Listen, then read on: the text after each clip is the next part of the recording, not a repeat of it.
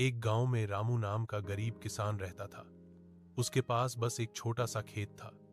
दिन रात मेहनत करता, लेकिन फिर भी पेट भर खाना मुश्किल था। एक साल सूखा पड़ा, फसल बर्बाद हो गई। हार मानने के बजाय रामू ने दूसरे गांव जाकर मजदूरी की, पैसे बचाए और फिर से खेत में मेहनत शुरू की। धीरे धीरे उसकी मेहनत रंग लाई और एक दिन वो आत्मनिर्भर किसान बन गया। I'll do anything to get us food. I promise I'll come back to you, sister, and we will be okay.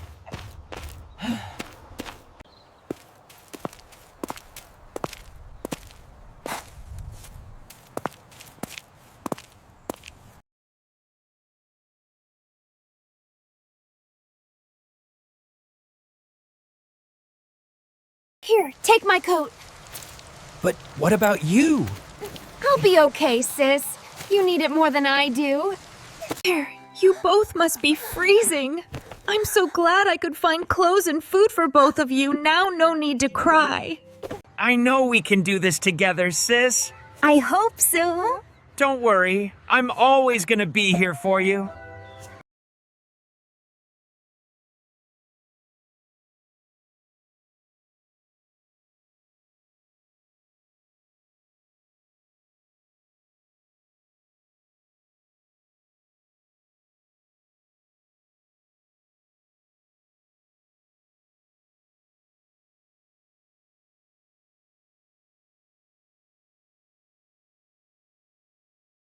एका लहानशा गावात दररोज संध्याकाळी एकच दिवा पेटत असे. तो दिवा कोण पेटवतं हे कुणालाच माहीत नव्हतं. एक दिवस तो दिवा पेटलाच नाही. सगळं गाव अंधारात बुडालं. लोक घाबरले. तेवढ्यात एक लहान मुलगी पुढे आली. तिने आपल्या जवळचा छोटासा कंदील पेटवला. तो प्रकाश पाहून इतरांनीही आपापले दिवे पेटवले. गाव पुन्हा उजळलं. तेव्हा लोकांना कळलं, प्रकाश कुणा एका माणसाकडून नाही तर सगळ्यांकडून येतो.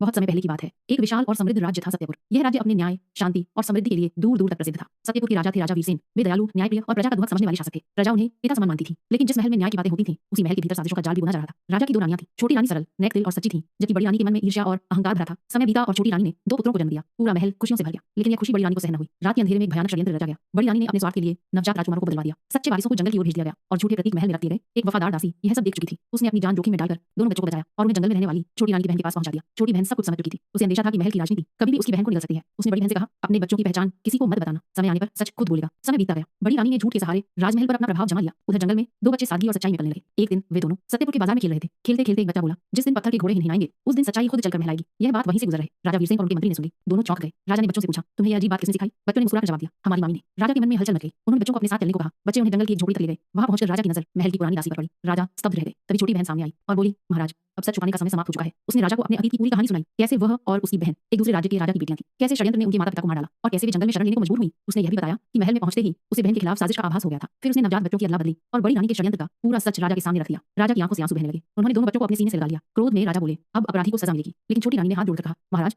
मुझे सजा देने का अधिकार दीजिए। राजा ने सहमति दे दी। बड़ी रानी को सबके सामने लाया गया। वह भय से कांप रही थी। छोटी रानी ने शांत स्वर में कहा, मैं तुम्हें सजा नहीं दूंगी, क्योंकि बीता हुआ समय लौटाया नहीं जा सकता, लेकिन क्षमा से भविष्य सुधारा जा सकता है। यह सुनकर बड़ी रानी फूट फूट कर रो पड़ी और छोटी रानी के चरणों में गिर गई। महल में फिर से खुशियों का संचार हुआ। सच्चे वारिसों को उनका अधिकार मिला। राजा ने राज्य में न्याय और सच्चाई की नई शुरुआत की। कुछ समय बाद मंत्री ने छोटी राजकुमारी से विवाह का प्रस्ताव रखा। शर्माती हुई अमरगढ़ एक छोटा राज्य, जहां राजा सिंहासन पर नहीं प्रजा के साथ चलता था। जब दुश्मन ने कहा, कर दो या राख बन जाओ, तब एक किसान आगे बढ़ा। तलवार हाथ में नहीं, दिल में शपथ थी।